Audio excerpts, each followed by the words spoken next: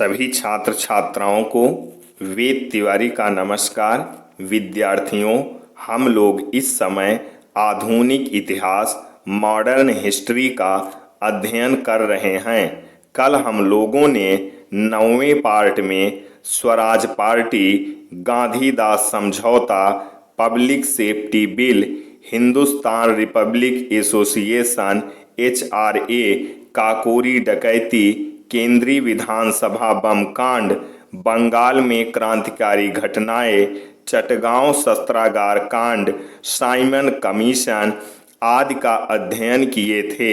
आज हम लोग 10वें पार्ट में नेहरू रिपोर्ट, पूर्ण स्वराज, सविनय अवज्ञा आंदोलन, दांडी मार्च, जिया तरंग आंदोलन, प्रथम गोलमेज सम्मेलन, गांधी इरविन समझौता, कराची अधिवेशन, द्वितीय गोलमेज सम्मेलन, सांप्रदायिक पंचाट, पूना समझौता, तृतीय गोलमेज सम्मेलन आदि का अध्ययन करेंगे।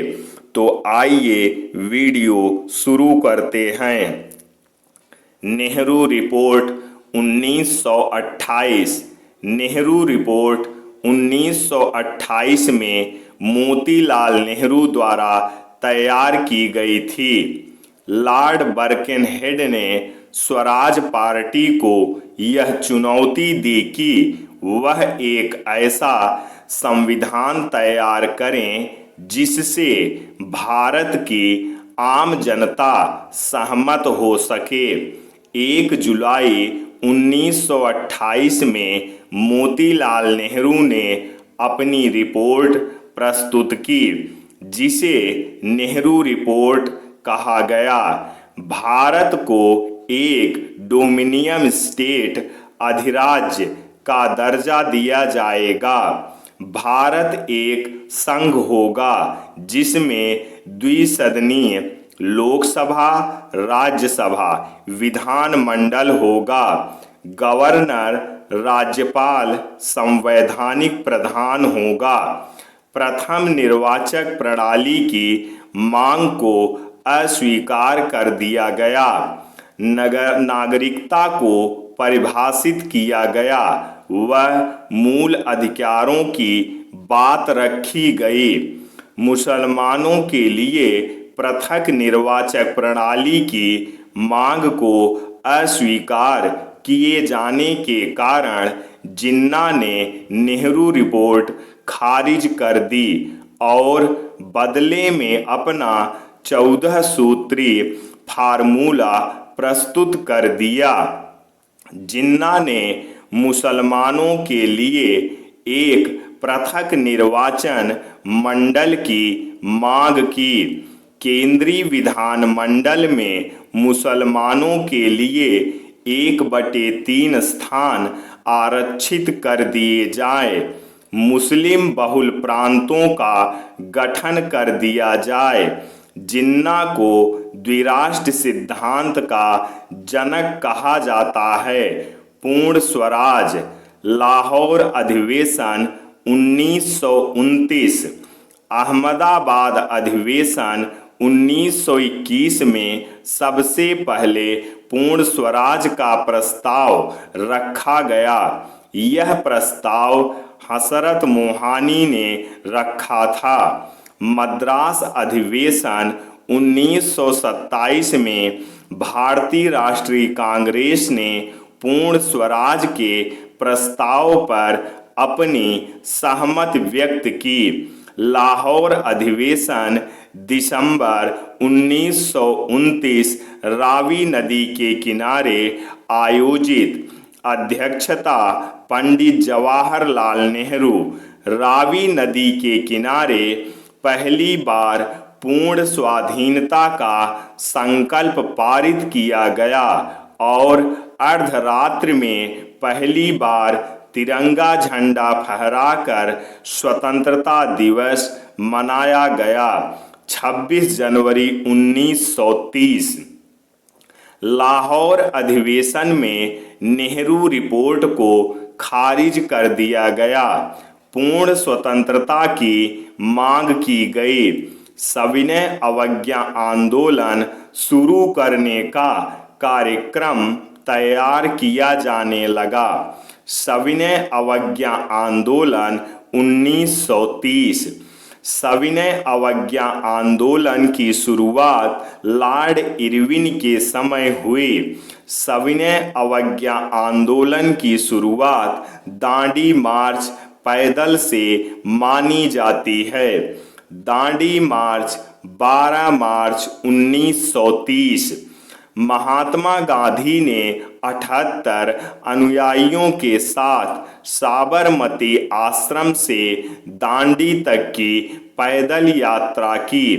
5 अप्रैल 1930 महात्मा गांधी दांडी पहुँचे। 6 अप्रैल 1930 को महात्मा गांधी सांकेतिक रूप से नमक बनाकर नमक कर का विरोध किया। इस आंदोलन का मुख्य कारण सरकार ने नमक जैसी आवश्यक वस्तु पर भी कर लगा दिया था। सुभाष चंद्र बोस ने गांधी की दांडी मार्च की तुलना नेपोलियन की पेरिस मार्च व मुसोलिनी की रोम मार्च से की है। इतिहास में जीवट को नेपोलियन बोनापार्ट कहा जाता था। सविनय अवज्ञा आंदोलन में शामिल अन्य कार्यक्रम: पूर्ण स्वराज की मांग, विदेशी नौकरियों से त्यागपत्र, विदेशी वस्तुओं का बहिष्कार, व्यापक हड़ताल व धरना प्रदर्शन, लगान न देना व कर अदा न करना। तमिलनाडु में चक्रवर्ती राजगोपालाचारी ने सविनय अवज्ञा आंदोलन का नेतृत्व किया। चक्रवर्ती राजगोपालाचारी ने तृष्णापल्ली से वेदराण्य तक की यात्रा की। मद्रास में केलप्पन ने ठीक ऐसी ही यात्रा की थी।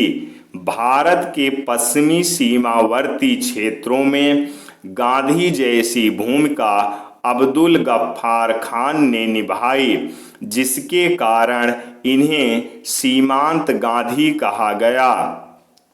अब्दुल गफ्फार खान की पार्टी खुदाई खिदमतगार गठन अब्दुल गफ्फार खान द्वारा गठित खुदाई खिदमतगार ने सविनय अवज्ञा आंदोलन में महत्वपूर्ण भूमिका निभाई। इसने लाल कुर्ती आंदोलन चलाया। लाल कुर्ती आंदोलन अब्दुल गफ्फार खान के द्वारा चलाई गई। कबीलाइयों ने गांधी जी को मलंग बाबा कहा। उत्तरी पश्चिमी सीमावर्ती क्षेत्रों में आंदोलन को दमित करने के लिए गढ़वाल रेजिमेंट को नियुक्त किया गया। चंद्रसिंह गढ़वाली के नेतृत्व में गढ़वाल रेजिमेंट ने निहत्थे लोगों पर गोलियां चलाने से इनकार कर दिया। मणिपुर की जनजातियों ने भी इस आंदोलन में महत्वपूर्ण भूमिका निभाई। रानी गौडिनेल्लू ने मणिपुर के जनजातीय आंदोलन का नेतृत्व किया था। गौडिनेल्लू को रानी की उपाधि पंडित जवाहरलाल नेहरू ने दी थी। रानी गौडिनेल्लू नागा महिला थी। रानी गौडिनेल्लू को जोन ऑफ पार्क की उपाधि दी गई। जिया तरंग आंदोलन। जिया तरंग आंदोलन का संबंध सविनय अवज्ञा आंदोलन से था। जिया तरंग आंदोलन मणिपुर में चलाया गया। बिहार में कर न अदा करने के लिए आंदोलन चलाया गया। मध्य प्रांत, महाराष्ट्र व कर्नाटक में वन नियमों के विरुद्ध आंदोलन चलाया गया। असम में कर्निघन सर्कुलर के विरुद्ध आंदोलन चलाया गया। कर्निघन सर्कुलर बच्चों को अपने अभिभावक से चरित्र प्रमाण पत्र लेना अनिवार्य था। उत्तर प्रदेश में कर अदायगी न करना व लगान न देना आदि को लेकर आंदोलन किया गया। वानर सेना लड़कों की सेना, मंजली सेना लड़कियों की सेना का संबंध सविनय अवज्ञा आंदोलन से है। 5 मई 1930 को दमन चक्र चलाकर ब्रिटिश सरकार ने महात्मा गांधी को गिरफ्तार कर लिया। दांडी से संबंधित समय 12 मार्च 1930 दांडी मार्च, 5 अप्रैल 1930 दांडी पहुँचे, 6 अप्रैल 1930 नमक बनाया। धरासणा विद्रोह 21 मई 1930 सरोजनी नायडू व इमाम साहब के नेतृत्व में लोगों का समूह धरासणा नमक कारखाने की ओर बढ़ रहा था, जिस पर ब्रिटिश सरकार ने दमन के लिए पुलिस से गोलियां चलवा दी, जिसे धरासणा विद्रोह कहा गया। इसमें लगभग 2000 लोग मारे गए। धरासणा नमक कारखाना था। धरासणा विद्रोह के लिए पत्रकार मिलर ने कहा, मैंने 18 वर्षों की अवधि में धरासणा जैसा विद्रोह कभी नहीं देखा। धरासणा विद्रोह के समय महात्मा गांधी यरवदा जेल में थे। प्रथम गोलमेज सम्मेलन नवंबर 1930। मई 1930 में साइमन कमीशन की रिपोर्ट पेश की गई, जिस पर विचार विमर्श करने के लिए नवंबर 1930 में गोलमेज सम्मेलन का आयोजन किया गया। प्रथम गोलमेज सम्मेलन लंदन की सेंट जेम्स पैलेस में आयोजित किया गया। उद्घाटन रैमजे मैकडोनाल्ड। इस प्रथम गोलमेज सम्मेलन में भारतीय राष्ट्रीय कांग्रेस ने भाग नहीं लिया। फलतः यह सम्मेलन असफल रहा। गांधी इरविन समझौता 5 मार्च 1931। प्रथम गोलमेज की असफलता को दूर करने के लिए तेज बहादुर सप्रू, M.R. जयकर आदि के प्रयासों से महात्मा गांधी व लॉर्ड इरविन के बीच दिल्ली में एक बैठक 17 फरवरी से आयोजित की गई, जो बाद में गांधी इरविन समझौते के रूप में 5 मार्च 1931 को परिणत हुई। सविनय अवज्ञा आंदोलन को वापस ले लिया गया। राजनैतिक कैदियों की रिहाई, जिन पर हिंसा का आरोप न हो। भारतीय राष्ट्रीय कांग्रेस द्वितीय गोलमेज सम्मेलन में भाग लेने को तैयार हो गई। नमक पर से कर हटा दिया गया। सुभाष चंद्र बोस गांधी इरविन समझौते के प्रबल आलोचक थे। 23 मार्च 1931 को सुखदेव, भगत सिंह व राजगुरु को फांसी दे दी गई। 26-29 मार्च 1931 कराची अधिवेशन। 26-29 मार्च 1931 को कराची अधिवेशन सरदार वल्लभ भाई पटेल की अध्यक्षता में आयोजित किया गया। पहली बार मूल अधिकारों का प्रस्ताव रखा गया। कराची अधिवेशन में मूल अधिकार का प्रस्ताव पंडित जवाहरलाल नेहरू ने रखा था। इस अधिवेशन में गांधी इरविन समझौते की पुष्टि यानी स्वीकार कर दी गई। प्रमुख घटनाएं और उनका समय। साइमन कमीशन रिपोर्ट मई 1930। प्रथम गोलमेज सम्मेलन नवंबर 1930। चंद्रशेखर आजाद की मृत्यु 27 फरवरी 1931। गांधी इरविन समझौता 5 मार्च 1931। सुखदेव राजगुरु भगत सिंह को फांसी 23 मार्च 1931। कराची अधिवेशन 26-29 मार्च 1931। द्वितीय गोलमेज सम्मेलन अक्टूबर 1931 से दिसंबर 1931। भारत का viceroy Lord Willingdon. Mahatma Gandhi S Rajputana नामक जहाज से सम्मेलन में भाग लेने के लिए लंदन पहुंचे। महात्मा गांधी ने सिर्फ द्वितीय गोलमेज सम्मेलन में भाग लिया। एनी बेसेंट व मदन मोहन मालवीय जी व्यक्तिगत तौर पर सम्मेलन में भाग लिया। घनश्याम दास बिड़ला जी ने फिक्की के अध्यक्ष के रूप में भाग लिया।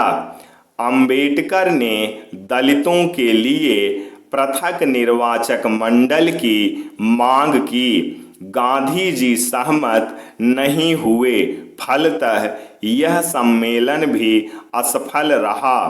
द्वितीय गोलमेज सम्मेलन में ही फ्रैंक मॉरिस ने महात्मा गांधी को अर्धनग्न फकीर कहा।